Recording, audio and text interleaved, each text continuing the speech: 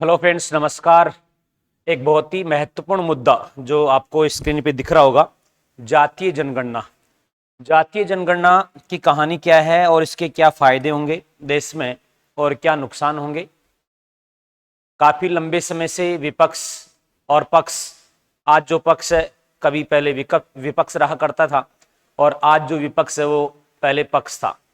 तो समय समय पर जातीय जनगणना की मांग होती रही है। थोड़ा सा मैं आपको इसको इतिहास में ले जाना चाहूंगा कि जातीय जनगणना या जनगणना की शुरुआत कब हुई। दोस्तों, भारत में पहली जनगणना की शुरुआत 1871-72 में हुई, लेकिन व्यवस्थित और दशकीय जनगणना जो है 1881 शुरू हुई। उसके बाद प्रत्येक 10 वर्ष पे जनगणना होती रही। और ये जो जनगणना शुरुआत में शुरू हुई थी उसमें जाति आधारित जनगणना की जाती थी, लेकिन अंतिम जाति आधारित जनगणना जो की और जिसके आंकड़े प्रकाशित हुए वो थी 1931। 1931 के बाद में जाति आधारित जनगणना के आंकड़े नहीं दिए गए।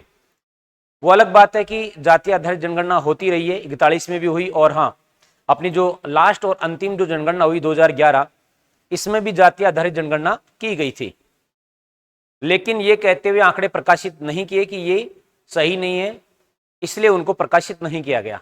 लेकिन अब हाल ही में यानी कल ही बीजेपी की कैबिनेट की मीटिंग हुई और उसमें जो है ये फैसला लिया गया कि जाति आधारित जनगणना की जाएगी।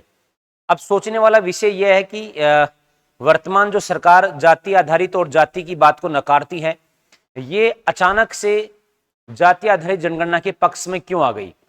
ये एक अहम विषय और अहम प्रश्न आपके माइंड में रहा होगा कि ऐसा अचानक से क्या हो गया मोदी जी को और वर्तमान सरकार को, जिन्होंने जाति आधारित जनगणना करने का फैसला लिया।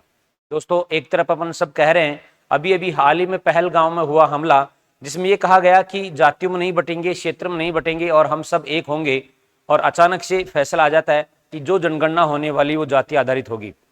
खैर, इसके क्या दूरगामी परिणाम हो सकते हैं, वर्तमान परिप्रेक्ष्य में क्या इसके फायदे हैं, ये मैं आपको चर्चा करके कुछ बिंदु पहले मैं आपको बताता हूं इसके फायदे क्या हो सकते हैं। जाति आधारित जनगणना का पहला फायदा ये होगा कि जिन जातियों की जितनी जनसंख्या है या संख्या कम हो या ज्यादा हो, उनको उनके अनुपात में जो है रिसोर्सेज उपलब्ध करवाए जाएंगे।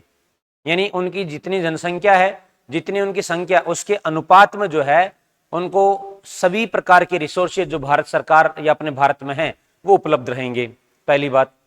दूसरी बात, जिन जातियों की संख्या कम है उन पे भी ध्यान जाएगा और गांव या अपने देश के अंतिम छोर पे बैठे हुए उन जाति के लोगों तक भी सरकार की पहुंच बनेगी। ऐसी संभावनाएं तलाश रहे हैं और शायद हो सकता है कि विकास और अधिक तेजी से हो, क्योंकि विकास को शायद जाति पसंद आती होगी और जाति पसंद आती है, इसीलिए जाति आधारित जनगणना की जा रही है।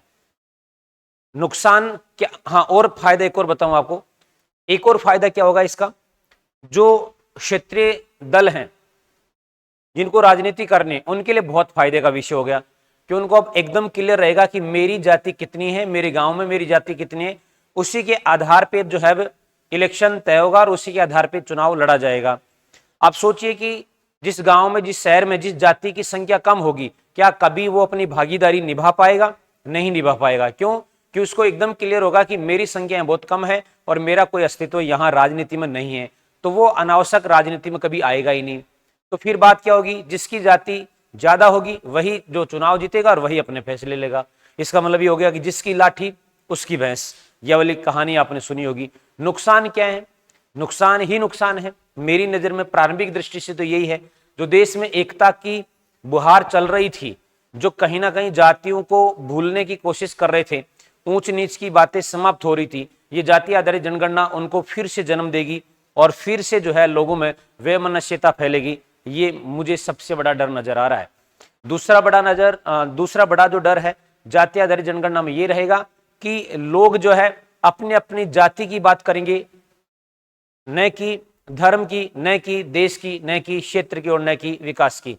जहां होगी सिर्फ बात होगी कि मेरी संख्या इतनी है और संख्या के आधार पे बाहुबल बताया जाएगा और उस बाहुबल के आधार पे जो है शक्तियों का अर्जन किया जाएगा, देश के रिसोर्सेज का बंटवारा होगा और ये जाति जो है आपस में और लोगों में दूरियां पैदा करेगी।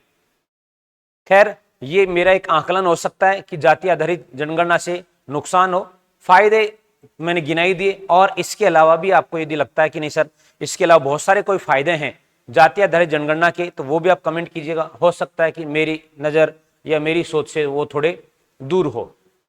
आपके कमेंट्स का इस वीडियो के नीचे मैं इंतजार करूंगा, जो आपको लगता है कि नहीं सर, जाति आधारित जनगणना करने से ये बड़ा फायदा जो है इस जाति को मिलने वाला है। मिलेंगे नेक्स्ट वीडियो में। फिर भी यही कहूंगा, हो सकता है कि ये एक राजनीतिक षड्यंत्र ही हो और केवल गणना करवाई जाए और उसके बाद आंकड़े जारी ना करें, क्योंकि 2 चुनाव सामने हैं। जय हिंद।